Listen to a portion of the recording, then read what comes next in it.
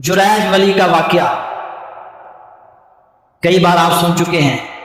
نبی صلی اللہ علیہ وسلم فرمایا 3 بچوں نے بچپن میں گفتگو کی ہے، 3 بچوں نے بچپن میں گفتگو کی ہے، ان میں سے ایک بچہ جس کا ذکر آج کے موضوع کے ساتھ ہے، نبی صلی اللہ علیہ وسلم فرمایا کہ ایک جریج ولی تھا، اللہ کا نیک بندہ تھا، اس نے اپنے بستی سے الگ ہو کر ایک جنگل کے اندر اپنی جھونپڑی بنائی، وہاں وہ اللہ کی عبادت کیا کرتا تھا۔ ایک دن اس کی ماں اس کو ملنے کے لیے آئی،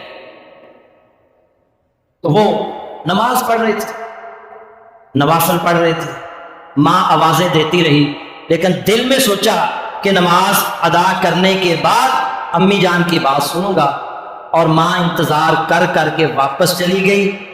نماز جب فارغ ہوئے تو دیکھا تو ماں جاگ گئی۔ اگلے دن پھر نماز پڑھ رہے تھے، اور اس حدیث پر امام بخاری نے جو باب باندھا ہے وہ یہ ہے کہ جب آپ نفل پڑھ رہے ہوں، نفل نماز پڑھ رہے ہوں، ماں باپ آواز دیں تو نفل نماز توڑ کر ان کی بات ماننی ہے۔ تو اگلے دن ماں پھر آئی، پھر نماز پڑھ رہے تھے، نوافل پڑھ رہے تھے، ماں آوازیں دیتی رہی، لیکن دل میں یہی سوچا کہ نماز سے فارغ ہونے کے بعد ماں کی بات سنوں گا۔ ماں پھر انتظار کر کر کے چلی گئی۔ تیسرے دن پھر ماں آئی، اور اتفاق سے تیسرے دن بھی وہ نماز پڑھ رہے تھے، اور یہی دل میں سوچا کہ نماز مکمل کر کے ماں کی بات سنوں گا، اور ماں انتظار کر کر کے واپس چلی گئی، اور ماں ناراض ہو گئی، اور جاتی دفعہ زبان پر ایک بد دعا نکل آئی اس کی، کہنے لگی اور جریج تم مرنے سے پہلے ایک فحشہ بدکار عورت کا منہ دیکھ۔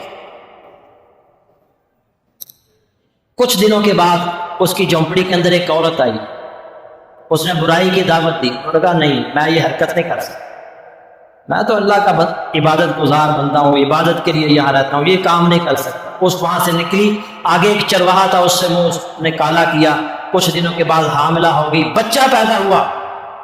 اب اس کے اندر جو ہے نا وہ غصہ بہت زیادہ تھا، بچہ پیدا ہوا نا تو لوگوں نے کہا تیری تو شادی نہیں ہوئی، بچہ کس کا ہے؟ کہنا وہ جریج ولی جو ہے نا، جریج اس کا ہے۔ لوگوں نے کہا اچھا اس لیے جنگل میں یہ جھونپڑی بنائی ہے، یہ خیمہ اس لیے لگایا، یہ کام کرتا۔ ہم بھی کوئی تحقیق نہیں کرتے کہ جو یہ الزام لگا رہا ہے یا الزام لگا رہی ہے کہ واقعی وہ سچا الزام ہے یا نہیں۔ لوگ گئے اس کی جھونپڑی کو آگ لگا دی، پکڑ لیا اسے، قاضی کے سامنے پیش کیا۔ اس نے پوچھا معاملہ کیا ہے؟ کہا جی یہ عورت کہہ رہی ہے بچہ تمہارا۔ اوہو، پھر یاد آؤ اماں جی کی بد دعا لگ گئی، اماں جی کی بد دعا لگ گئی۔ اسے پھر سمجھ آئی کہ یہاں پر اس مشکل کا حل صرف نماز میں ہے۔ کہنے لگے دعونی حتی اصلی، مجھ سے پیچھے ہٹ جاؤ یہاں تک کہ میں نماز پڑھ لوں۔ فصلی، پس اس نے نماز پڑھی۔ فلما انصرف آت الصبی، جب نماز سے فارغ ہوئے تو بچے کے پاس آئے۔ فطعن فی بطنہ وقال، اور اس کے پیٹ پر مارتے ہوئے کہا یا غلام من ابوک، اے بچے تیرا باپ کون ہے؟ قال فلان الراعی، اس شیر خوار بچے نے کہا کہ فلاں چرواہا میرا باپ ہے۔ اور کبھی شیر خوار بچے بھی بولے ہیں۔ اس نے کیا کیا؟ مشکل میں تھا نا، الزام لگ رہا ہے ایک اچھے بندے پر، نیک بندے پر، ایک ولی پر الزام لگ رہا ہے۔ وہ کسی کے در پر نہیں گیا، کسی قبر پر نہیں گیا، کسی مزار پر نہیں گیا، اس نے وہی کہا مجھے نماز پڑھنے دو۔